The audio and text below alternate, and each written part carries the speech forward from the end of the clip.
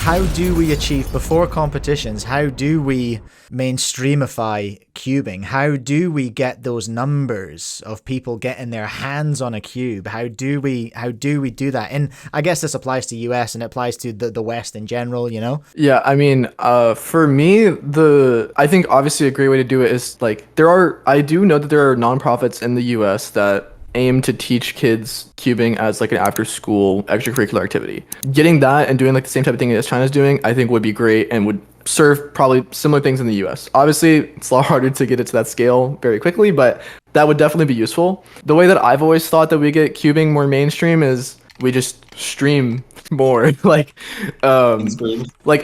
All Stars was a great event because I think it was super viewership friendly. Like I said, I knew people who'd never cubed before who now bought a cube because they watched the All Star stream. They thought it was super cool. That's it. I don't think you need to be able to understand a cube to think like, oh, that's cool. It's just enough to pique your interest and then get you at least to buy a cube. If you buy a cube, like whether or not you're gonna go through and learn it, like that's obviously a person by person thing. I think if you go through and learn it, you're gonna be in the community at least for a bit, no matter what you do. I think like the barrier to entry now is just that streaming cubing is very hard.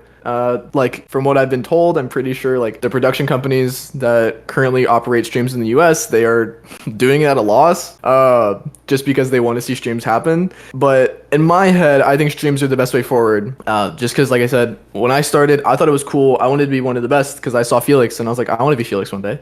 I think every kid, like, how do people get into basketball? They see Michael Jordan, they're like, I want to do a dunk from the free throw line. Like, that's all it is. You just watch the people at the best of their thing, and then you try to be like them. So if we can find a way to publicize our top level solvers more, I think then we'll get more people in. That's why I think it's kind of silly that the WCA is against like elitist competitions or whatever, because I think that's the best way to grow the sport. Like if you see someone like watching the Olympics, like if you watch the best people in your country play basketball, like you might want to play basketball as if you're a kid, right? So yeah, just getting them on a stage where they can show off their skills, I think is great. I do know that cubing has been on like ESPN once or twice, not on like ESPN 1 or anything, but like ESPN like 8 or whatever. My uncle sent me a link or something, and you know they've been at a comp before, and it's somewhat there. But I think if we can just like, it's already in like the culture of the US. Like you think of the 80s, you have to think of the cube.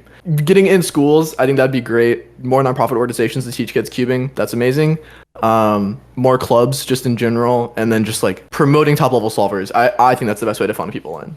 Yeah, we do have an issue, I think, I can speak to my own experience in New Zealand. I've only ever been a cuber in New Zealand. There is a little bit of a snobbery over here. I'm just going to put that out there. There's a little bit of a upturned nose at unofficial competitions. And I don't fully understand it, I'll go out there and say. So I've run a cube club for the last 7 years, and I do occasionally, I'll do like a full day in the school holidays. I'll run like an unofficial competition. It's great fun. Everyone who comes has a good time, but often people's excuse for not coming is it's not official. They don't want to come because it's not official. And then I also charge because I like to charge for my time, right? That's how the world works. I can't take a day off from my family and not get paid. That's not going to work. I've got to at least cover my costs.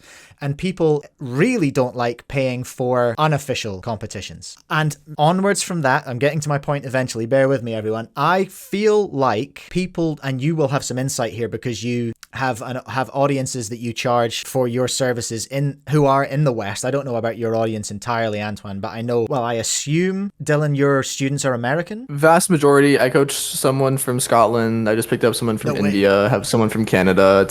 It's just who watches me on YouTube and wants coaching. Yeah, no, that's great. But I think still, my point, I think still valid. I feel like people don't like paying for cubing. They hardly like paying for cubes. You know, I run a cube store and everyone's looking for their discounts, right? Everyone's looking for that discount. People don't like paying for stuff, especially in cubing.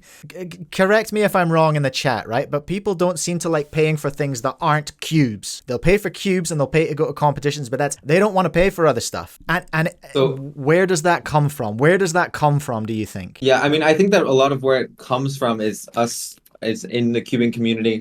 You know, being used to just going to competitions and essentially being able to access those top cubers and those who are very experienced just essentially for free, and being able to just get their advice from them just directly like that without having to, because I think the Cuban community is also very open, and it's still small in a way that you might have a local competition where there's still somebody who's like a top solver that goes and you can access them very easily. And so it seems like strange to have to actually pay for that when you feel like you should just be able to get it by just talking to them. But I think that's also like a quality of when you have smaller, like maybe more niche sports or communities, that it feels like that's kind of a characteristic of it. But once a sport or a community grows, especially, and people get more and more professional, then more and more people will be willing to spend some money to improve.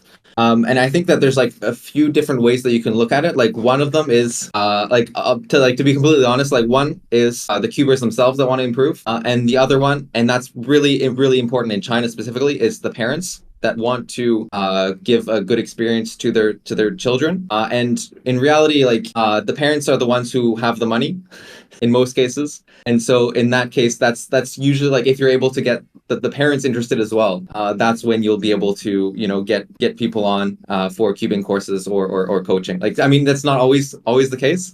But typically that's often like how it would work. To be completely transparent and honest. Go ahead. Yeah, I think it's like, I obviously, like, there's just a ease of information in the community. Like everything I've ever needed to get, or I'm like, someone said in chat, but like top cubers now got the best without coaching. This is the first generation of people we've seen get good because of their coaching.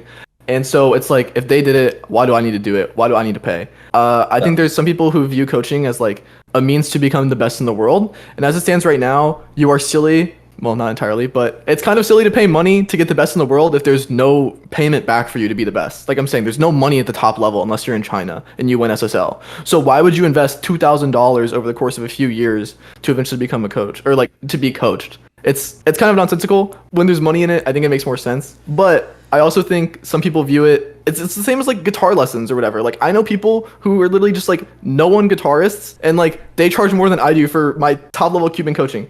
If you look at like chess or something, if someone was like my world rank and was charging coaching in chess, it would be multiple hundreds of dollars an hour to get that level of coaching. So I think the reason why it's kind of frowned upon is because there's not enough money to like justify being one of the best, or like people just don't. For people to coach, I feel like it would require a decent amount of money, and like a lot of people just kind of scoff at it whenever like something that is clearly worth their time. To charge an amount that is worth someone's time, people think is like completely silly. If I want to add to that, I think that there's also a very important cultural aspect. So depending on where you are, like and how like your views on a lot of different things. So what I mean by that essentially is that it might not necessarily be that there's money in cubing, and that might not be important at all.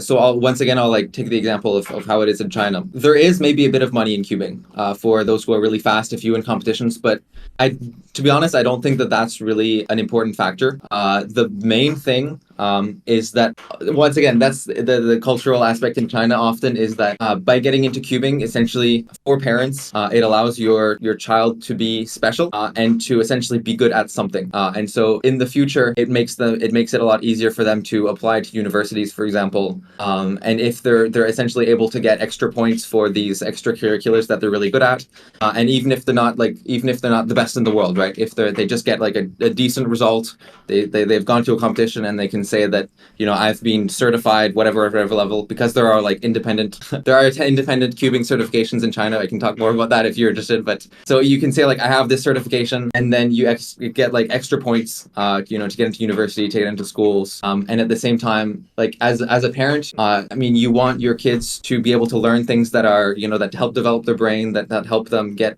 improve at a lot of different skills, and that is often where cubing comes to be a choice. And so parents will choose that they want to get their kids into cubing because they think that it's going to have a positive influence on their child, and not thinking about like how much money they'll be able to make specifically from cubing.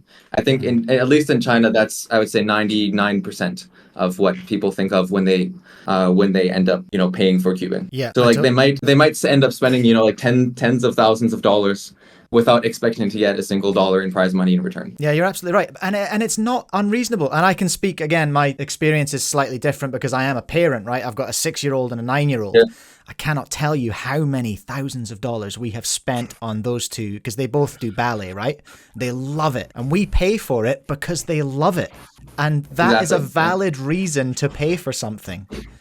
Like, that's a totally valid reason to pay for something. You don't only pay for something. I'm not paying for their ballet lessons because I'm like, this is my retirement. They're going to be in some academy somewhere. They're going to be on stage making me that ballet bank. Like, that's not going to happen. It's totally valid to spend your money on your kids learning something because they love it. I used to take people's money as a drum tutor as well. Like, it's totally valid. And my parents spent money on my music lessons. It didn't do them any good. Let me tell you, it didn't. There was no monetary return on my music career. So it's really strange. But I think coming full circle back to where we started, because I know Dylan, you need to get away because you have to coach, ironically, in 5 minutes.